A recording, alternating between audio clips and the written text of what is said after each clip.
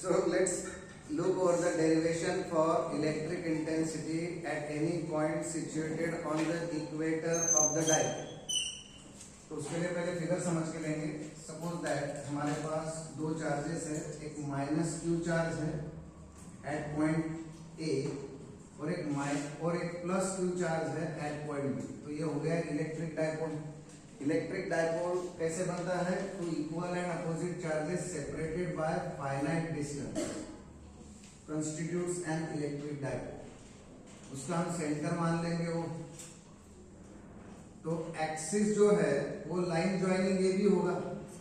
This is axis of the dipole और equator is a line which is passing through centre and perpendicular to axis.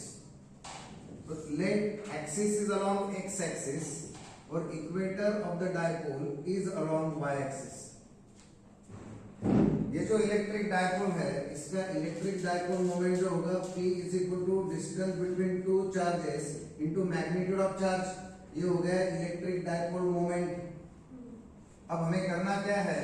Electric field due to this electric dipole at any point, let this point is C से C of 0y on y axis.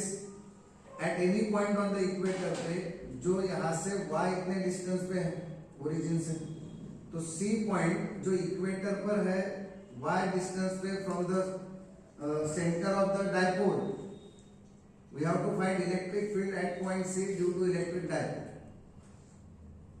अब point C जो है वो equator पे है, तो equator is a perpendicular bisector of the dipole. इसलिए C जो है ये पॉइंट इक्वी डिस्टेंस होगा पॉइंट A और पॉइंट B से. So BC must be equal to AC. अब हमें फाइंड करना है electric field at point C due to electric dipole. इसके लिए हम पहले पॉजिटिव चार्ज की वजह से पॉइंट C पे कितना इलेक्ट्रिक फील्ड है वो निकाल लेंगे. वो हो गया E1. निगेटिव चार्ज की वजह से जो डायपोल का इलेक्ट्रिक फील्ड होगा, निगेटिव चार्ज की वजह से यहाँ पे पॉइंट C पे जो इलेक्ट्रिक फील्ड होगा वो E2 होगा. ऐसा क्यों है? क्योंकि electric intensity at any point C situated at a distance, something distance मान लेंगे CB फ्रॉम पॉजिटिव चार्ज. तो electric intensity is always directed away from the charge and electric intensity due to negative charge is always directed towards charge. अब इन दोनों का जो resultant आएगा वही हमारा आंसर है. तो इन दोनों का रिजल्टेंट निकालने के लिए हम क्या करेंगे? हम ये जो E1 है इसके दो कंपोनेंट बनाएंगे, एक अलोंग एक्स एक्सिस और एक along Y axis. Along X axis जो कंपोनेंट है वो E1 cos थीटा हो जाएगा by geometry of the figure, और EY जो है वो E1 sin थीटा हो जाएगा. अगर ये एंगल थीटा है, ये इक्विडिस्टेंट है यानी आइसोसेलेस ट्रायंगल है, तो बेस एंगल भी सेम होंगे. तो E1 के हमने दो कंपोनेंट बनाए EX और EY. उसी तरह से E2 के भी दो कंपोनेंट बनाएंगे EX एंड EY. रिजल्टेंट तो EX होगा E2 cos थीटा और EY होगा E2 sin थीटा. अब यहाँ पे E1 और E2 सेम है क्योंकि चार्ज का मैग्नीट्यूड सेम है और उनका डिस्टेंस भी सेम है. तो E1 और E2 सेम होने की वजह से E1 sin थीटा और E2 sin theta equal and opposite है. They will cancel each other. So यहाँ पर पॉइंट C जो है वहां पे जो इलेक्ट्रिक फील्ड है सिर्फ इन दोनों का ही रिजल्टेंट होगा due to positive charge and due to negative charge. So हम क्या करेंगे? यहाँ पे resultant electric field at point C is equal to E1x plus E2x कर लेंगे. सिर्फ x कंपोनेंट का addition, E1 cos theta plus E2 cos theta. पर E1 और E2 सेम है इसलिए मैं E2 की वैल्यू E1 ले लेता हूँ. तो E1 cos थीटा और E1 cos थीटा क्या हो जाएगा? ट्वाइस E1 cos थीटा हो जाएगा. ट्वाइस. अब E1 क्या है? Electric intensity at point C at a distance CB from charge plus Q. That will be 1/4π0 Q upon CB square.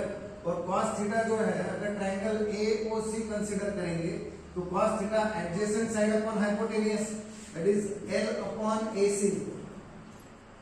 So 2 into 1/4π0 Q upon CB square. AC यानी CB है तो ये CB cube हो जाएगा. समझे क्या? ये जो CB है और ये AC है तो ये सेम है. तो Cb into Cb square Cb cube, और ये जो 2 है यहाँ पे मैं इसको करीब ले लेता हूँ इसके फ्लूइड के। So finally we have electric intensity at point C due to dipole will be 1/4πε0। ऊपर ये इलेक्ट्रिक डाइपोल मोमेंट हो जाएगा टॉइस QL, और ये जो Cb है, Cb यानी under root of L square plus Y square, और उसका क्या है ये क्यूब है 1/4πε0। This is electric dipole moment. यहाँ पे L is very very less than Y, so L square is also very very less than Y square, तो neglect हो जाएगा Y स्क्वायर के कंपैरिजन में, सिर्फ Y स्क्वायर रहेगा। Y स्क्वायर का स्क्वायर रूट Y होगा, और Y का क्या रहेगा यहाँ पे क्यूब। बात समझ में आई क्या? फिर से लिखता हूँ, ये जो L square plus Y square है, इसमें L स्क्वायर निग्लेक्ट हो जाएगा, under root of Y square रहेगा। एक स्टेप बढ़ा लेते हैं, so P upon Y square का स्क्वायर रूट Y, और Y का क्या रहेगा क्यूब। बात समझ में आई? This is formula for electric intensity at any point situated on the equator of the dipole. Dipole की वजह से इक्वेटर पर अगर कोई पॉइंट P है, तो वहां पर जो इलेक्ट्रिक इंटेंसिटी होगी उसका ये फॉर्मूला है। बात समझ में आई? हम इस पे 2 मिनट में फिर से फॉर्मूले रिवाइज करते हैं डाइपोल का, एक्सिस और इक्वेटर।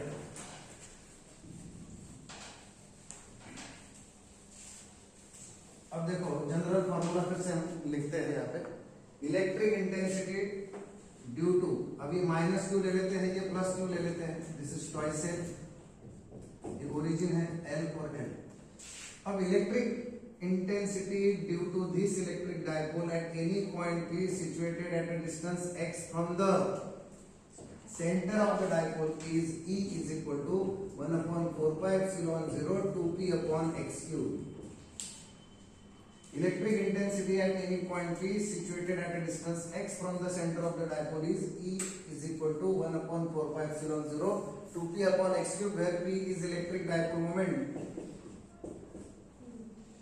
उसी तरह से अगर इक्वेटर पे हमारे पास कोई पॉइंट है जो r इतने डिस्टेंस पे, तो इस पॉइंट पे इलेक्ट्रिक इंटेंसिटी होगी 1/4πε0 p अपॉन r क्यूब।